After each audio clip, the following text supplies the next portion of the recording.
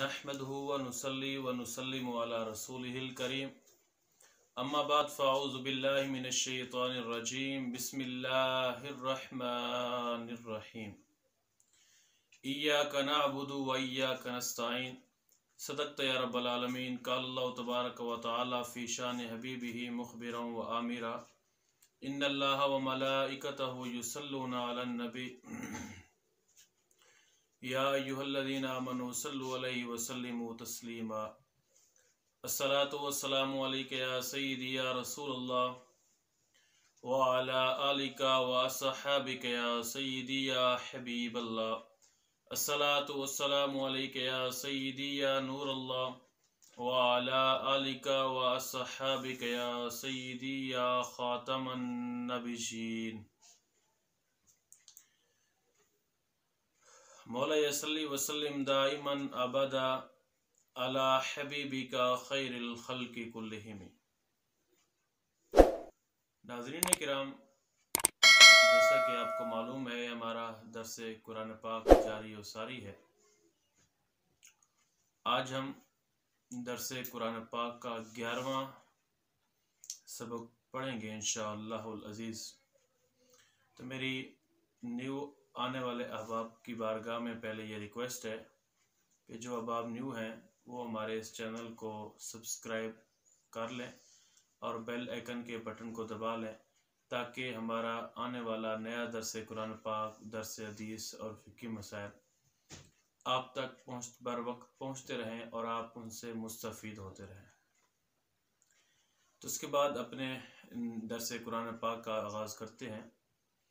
सूरतुल फातिहा का दर्स जारी था। इय्याका नअबुदु व इय्याका नस्तईन चौथी सूरत फातिहा की आयत है। इय्याका नअबुदु कि हम तेरी ही इबादत करते हैं, व इय्याका नस्तईन और तुझसे ही मदद चाहते हैं। यह आयत करीमा है, इसके दो हिस्से हैं। एक हिस्सा है कि इय्याका नअबुदु कि हम तेरी ही इबादत करते हैं, और इसका दूसरा हिस्सा है व इय्याका नस्तईन और हम तुझसे ही मदद चाहते हैं। तो इसका जो सबसे पहला हिस्सा है इय्याका नअबुदु, इसके अंदर इस हवाले से आज हमारा ये दर्स पाक होगा, इसके ऊपर हम बात करेंगे। सबसे पहले तर्जुमा आपने समाअत फरमा लिया, इय्याका नअबुदु कि हम तेरी ही इबादत करते हैं। अब इसकी तफसीर की तरफ आते हैं।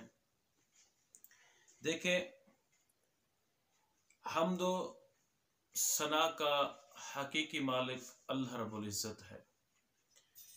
इबादत का हकीकी लायक, जो इबादत के लायक है, जिसकी इबादत की जाए, जिसकी बंदगी की जाए, जो इबादत के लायक है, वो सिर्फ़ अल्लाह वहदहु ला शरीक की ही ज़ात है।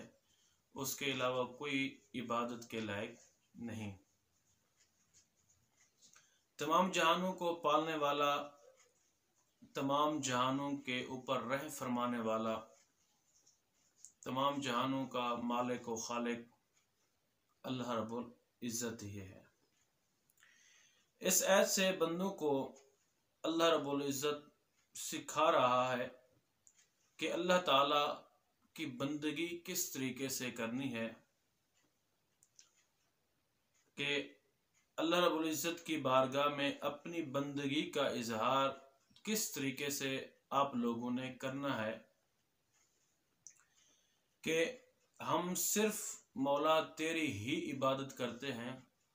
तू ही है जो इबादत का मुस्तहिक है, तेरे अलावा कोई इबादत के लायक नहीं और ना ही किसी की इबादत की जा सकती है।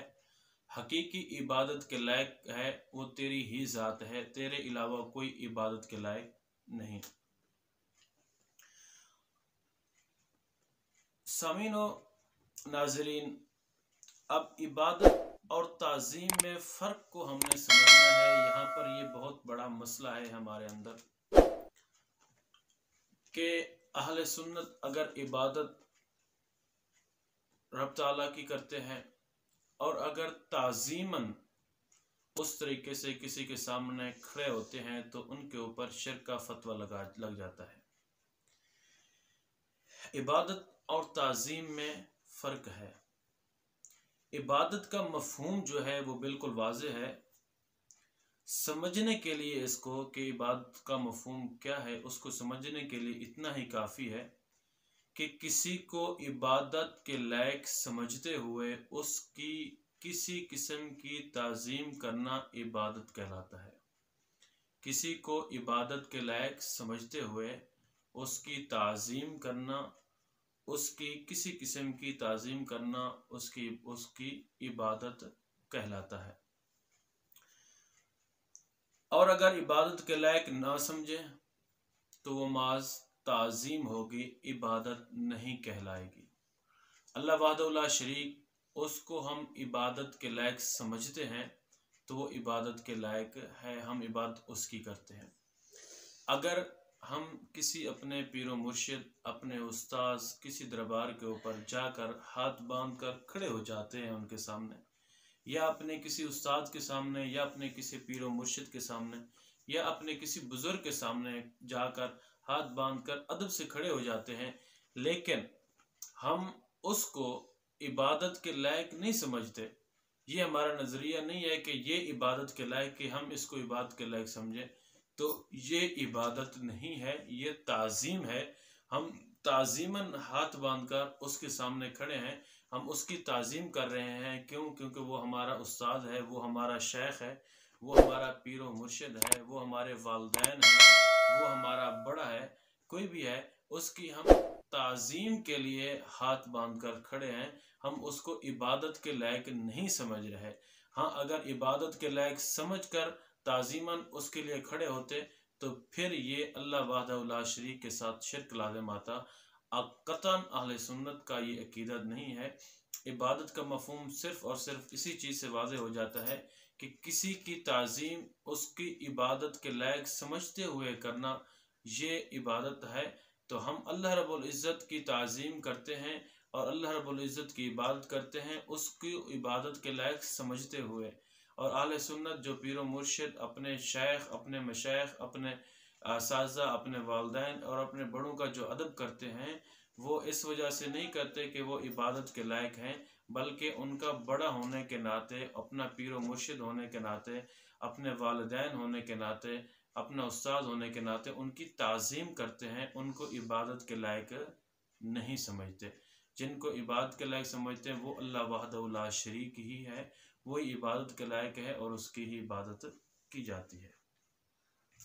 اب ایاک نعبد سے، اس سے یہاں پر یہ جمع کا صیغہ اللہ رب العزت نے استعمال کیا، اس سے معلوم کیا ہوتا ہے؟ اس سے یہ معلوم ہوتا ہے کہ نماز جماعت کے ساتھ ادا کرنی چاہیے اور دوسروں کو بھی عبادت کرنے میں شریک کرنا چاہیے۔ یا کوئی بھی ہم عبادت کر رہے ہیں، اس کی عبادت کے اندر ہم دوسروں کو شریک کریں۔ مثلا اکیلے ہم نماز پڑھ رہے ہیں، ہم سے غلطی بھی ہو سکتی ہیں، ہو سکتا ہے کہ جناب ہماری نماز میں کمیاں کوتاہیاں ہوں، کو بات ہو۔ جب ہم وہی نماز جا کر جماعت کے ساتھ شامل ہو جاتے ہیں، جماعت میں شامل ہو جاتے ہیں، تو اس کا ہمیں فائدہ ملتا ہے۔ ایک تو جناب نماز میں جناب ہم امام صاحب کے پیچھے ہوتے ہیں اور جماعت کا ثواب مل جاتا ہے، اور ایک اجتماعی ثواب مل جاتا ہے۔ ہو سکتا ہے کہ ہماری نماز میں غلطیاں ہوں، تو جب ہم جماعت کے ساتھ نماز پڑھیں گے تو ہمیں اس کا بہت زیادہ فائدہ ہوگا، اور اللہ رب العزت یہ ہے ہماری نماز کو قبول کرنے والا۔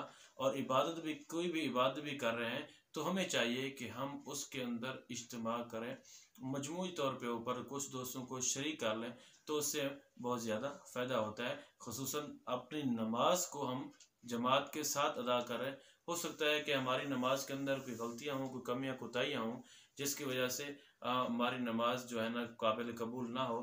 جب ہم جماعت کے ساتھ پڑھیں گے تو اللہ رب العزت اپنے پیاروں کے صدقے سے، ہو سکتا ہے ان میں کوئی اچھا بندہ ہو تو اللہ تعالیٰ ان کے صدقے سے ہماری بخشش فرما دے۔ تو ہمیں نماز بھی جماعت کے ساتھ پڑھنی چاہیے۔